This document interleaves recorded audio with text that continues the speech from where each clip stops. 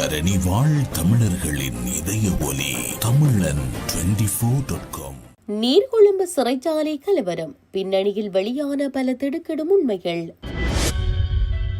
வீடு ஒன்றில் மர்மமான முறையில் உயிரிழந்த இளம்பெண், போலீசார் சந்தேகம். நாமலின் கிரிஷ் வழக்கு, நீதிமன்றம் விடுத்த உத்தரவு. நீர்கொழும்பு சிறைச்சாலை சம்பவம், கொதிக்கும் முன்னாள் அமைச்சர் GL பீரிஸ்.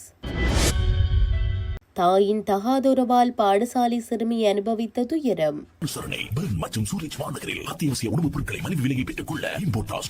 தொடர்பென விரிவான செய்திகள். நீர்கொழும்பு சிறைச்சாலையில் ஏற்பட்ட மோதல் நிலைமை குறித்து பாதுகாப்பு பிரிவினர் மற்றும் சிறைச்சாலை தரப்பு பல முக்கிய தகவல்களை வெளிப்படுத்தியுள்ளனர். மோதலில் ஈடுபட்ட கைதிகள் சில அதிகாரிகளின் தலைகள் மீது பெரிய கற்களை போட்டு தாக்கியுள்ளதாக சிறைச்சாலை செய்திகள் தெரிவிக்கின்றன. பாதுகாப்பு பிரிவினரின் தகவல்களின்படி இந்த மோதல் கடந்த ஞாயிற்றுக்கிழமை முற்பகல் 11 மணியளவில் ஆரம்பமாகியுள்ளது. சிறைச்சாலையினுள் போதைப்பொருள் கடத்தலில் ஈடுபடும் குழுவினர் அது குறித்த தகவல்களை அதிகாரிகளுக்கு வழங்கும் கைதிகளை இலக்கு வைத்து இந்த தாக்குதலை நடத்தியுள்ளனர். இந்த மோதலை கடுவல்லேகம சுரேஷ் என்பவரை முழுமையாக வழிநடத்தியுள்ளார். இதன்போது கொடூரமாக தாக்கப்பட்ட வர்ணகுல சூரிய, நிலங்க துஷான் மற்றும் கணேவத்த ஆரஜிலாகே கயான் சம்பத் ஆகிய 2 கைதிகள் உயிரிழந்தனர். இவர்கள் இருவரும் சிறை அதிகாரிகளுக்கு ஒற்றர்களாக செயற்பட்டவர்கள் என கூறப்படுகிறது. பின்னர் பாதுகாப்பு பிரிவினர் நிலைமையை கட்டுக்குள் கொண்டு வந்து கைதிகளை வார்டுகளுக்குள் அடைத்திருந்தனர். அந்த இடைவெளியில் கைதிகள் சிறைச்சாலை வைத்தியசாலையை உடைத்து மனநல நோயாளிகளுக்கு வழங்கப்படும் மாத்திரைகள் அனைத்தையும் கொள்ளையடித்துள்ளனர்.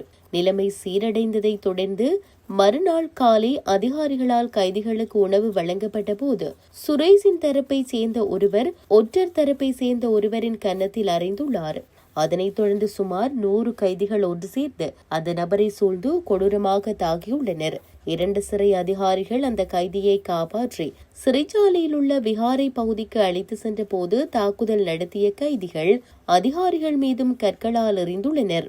இதற்கிடையில் இருதரப்பு கைதிகளுக்கும் இடையே பயங்கர மோதல் மூண்டது. நிலைமையை கட்டுப்படுத்த வந்த பல்லின்சேன சிறைச்சாலையின் புதிய பிரதம ஜெயிலர் மீதும் கைதிகள் தாக்குதல் நடத்தியுள்ளனர். பின்னர் முதலில் தாக்கப்பட்ட கைதியை அழைத்து சென்ற 2 அதிகாரிகளும் சம்பவ இடத்திற்கு வந்து சம்பந்தப்பட்ட அதிகாரியை காப்பாற்றினர். அவரை வெளியேறும் வழியில் இழுத்து சென்ற போது ஒரு கைதி வந்து முள் போன்ற ஒன்றை கொண்டு அந்த 2 அதிகாரிகளில் ஒருவரை தாக்க முயன்றனர். ஆனால் அது பயனற்று போனது. இது சிறை வளாகத்தில் நடந்திருந்தது. சார், இங்கே வராதீர்கள், போய்விடுங்கள். சிறை அதிகாரிகளுடன் நட்பாக இருந்த கைதிகள் அவர்களை அந்த இடத்திலிருந்து அகற்ற முயன்றனர். ஆனால் மற்றொரு கைதிகள் குழுவும் அவர்களை தாக்கியது. அதன் பின்னர் சிறைச்சாலையின் விரைவு அதிரடிப்படையினர் உள்ளே நுழைந்த போது கைதிகள் அவர்களை சூழ்ந்து கொண்டு கொடூரமான தாக்குதல்களை மேற்கொண்டுள்ளனர். சில அதிகாரிகளின் தலைகளில் பெரிய கற்களை போட்டு தாக்கியுள்ளதாகவும் தகவல்கள் தெரிவிக்கின்றன. மேலும் சிறைச்சாலையின் பாதுகாப்பு அறை மற்றும் ஆயுத களஞ்சிய அறையை உடைத்த கைதிகள் அங்கிருந்த ரேபிட்டர் ரக துப்பாக்கி ஒன்றையும் T-56 ரக துப்பாக்கி ஒன்றையும் கைப்பற்றி அதிகாரிகள் மீதும் எதிர்த்தரப்பு கைதிகள் மீதும் துப்பாக்கி சூடு நடத்தியுள்ளனர். பின்னர் இந்த 2 துப்பாக்கிகளும் பாதுகாப்பு பிரிவினரால் மீட்கப்பட்டன. கைதிகள் சிறைச்சாலையின் அத்தியாவசிய பொருட்கள் மற்றும் அத்தியட்சகரின் உத்தியோகபூர்வ அறையின் கழிவறையை கூட அடித்து நொறுக்கி சேதப்படுத்தியுள்ளனர். இந்த சேத விவரங்கள் இதுவரை மதிப்பிடப்படவில்லை. இந்த மோதலில் காயமடைந்து நீர்கொழும்பு பொது வைத்தியசாலையில் சிகிச்சை பெற்று வந்த மேலும் ஒரு கைதி நேற்று காலை உயிரிழந்ததை அடுத்து மொத்த உயிரிழப்பு எண்ணிக்கை 27 உயர்ந்துள்ளது. பாணந்துறை வடக்கு போலீஸ் பிரிவுக்குட்பட்ட கல்கணுவ வீதியிலுள்ள வாடகை வீடு ஒன்றிலிருந்து இளம்பெண் ஒருவரின் சடலம் மீட்கப்பட்டுள்ளதாக போலீசார் தெரிவித்துள்ளனர். உயிரிழந்தவர் பாணந்துறை வடக்கு கல்கணுவ வீதியிலுள்ள வாடகை வீட்டில் தங்கியிருந்து தனியார் பல்கலைக்கழகம் ஒன்றில் சட்ட பட்ட படிப்பை பயின்று வந்த மரக்கலகே நதுனி ஷகஸ்ரீ குரே என்ற 26 வயதுடைய யுவதி என அடையாளம் காணப்பட்டுள்ளார். உயிரிழந்த இளம்பெண் வீட்டில் தனியாக வசித்து வந்துள்ளதோடு அவர் வீட்டிலிருந்து தனது கல்வி நடவடிக்கைகளையும் மேலதிகமாக சட்டத்திரணி ஒருவரின் நீதிமன்ற பணிகளையும் மேற்கொண்டு வந்துள்ளார். இந்நிலையில் இது தற்கொலையா அல்லது வேறு ஏதேனும் சம்பவமா என்பது தொடர்பில் பாணந்துறை வடக்கு போலீசார் மேலதிக விசாரணைகளை மேற்கொண்டு வருகின்றனர். நாடாளுமன்ற உறுப்பினர் நாமல் ராஜபக்சவிற்கு எதிராக தாக்கல் செய்யப்பட்டுள்ள கிரிஷ் கொடுக்கல் வாங்கல் தொடர்பான வழக்கினை எதிர்வரும் நவம்பர் மாதம் 16ஆம் தேதி விசாரணைக்கு எடுத்துக் கொள்ளுமாறு கொழும்பு மேல் நீதிமன்றம் உத்தரவிட்டுள்ளது. இந்த வழக்கு நேற்று கொழும்பு மேல் நீதிமன்ற நீதிபதி நதி அபரண சுவந்துருகொட முன்னிலையில் விசாரணைக்கு எடுத்துக் கொள்ளப்பட்டது. இதன்போது வழக்கில் தொடர்புடைய 2 இந்திய பிரஜைகளான சாட்சிகளுக்கு வெளிநாட்டு சாட்சிகளுக்கு அழைப்பாணை அனுப்பும் நடைமுறையின் கீழ் அழைப்பாணை அனுப்புமாறு நீதிபதி உத்தரவிட்டார். அதனைத் தொடர்ந்து வழக்கினை விசாரணைக்காக நவம்பர் மாதம் 16ஆம் தேதி அழைக்குமாறும் உத்தரவிடப்பட்டுள்ளது.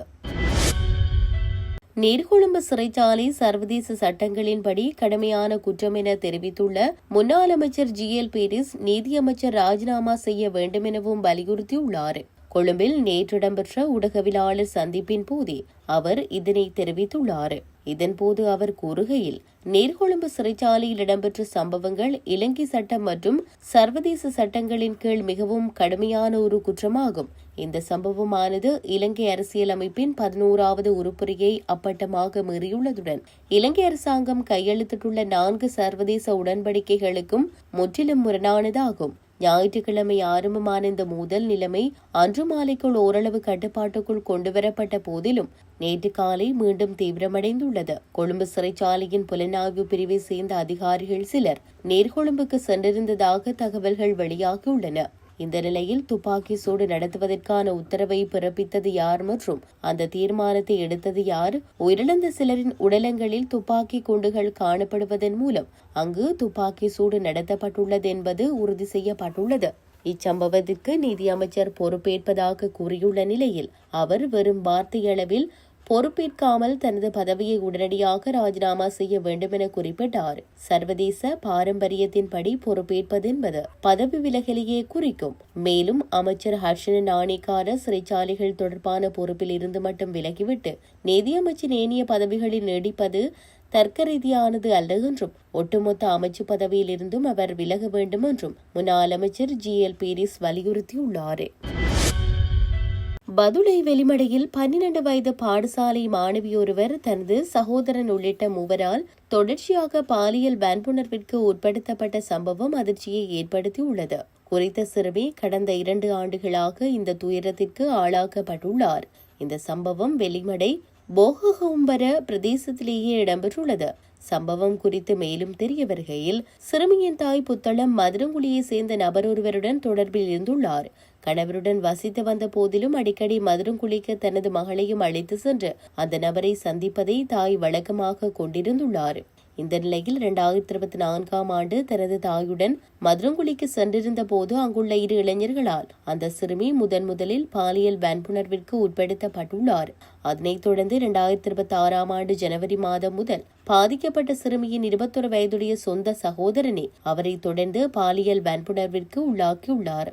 சம்பவத்தை தொடர்ந்து பாதிக்கப்பட்ட சிறுமி மருத்துவ பரிசோதனைக்காக வெளிமடை ஆதார வைத்தியசாலையில் அனுமதிக்கப்பட்டுள்ளார். சந்தேக நபர்களை கைது செய்வதற்கான மேலதிக விசாரணைகளை பதுளை மாவட்ட உதவி போலீஸ் அத்தியட்சகர் உதயகுமார மற்றும் பண்டாரவிளை பிரிவு சிரேஷ்ட போலீஸ் அத்தியட்சகர் PMG பெரேரா ஆகியோரின் அறிவுறுத்தலின் பேரில் போகஹும்பர போலீஸ் நிலைய பொறுப்பதிகாரி தலைமை போலீஸ் பரிசோதகர் TR ஆரியின் பண்டார தலைமையிலான குழுவினர் மேற்கொண்டு வருகின்றனர்.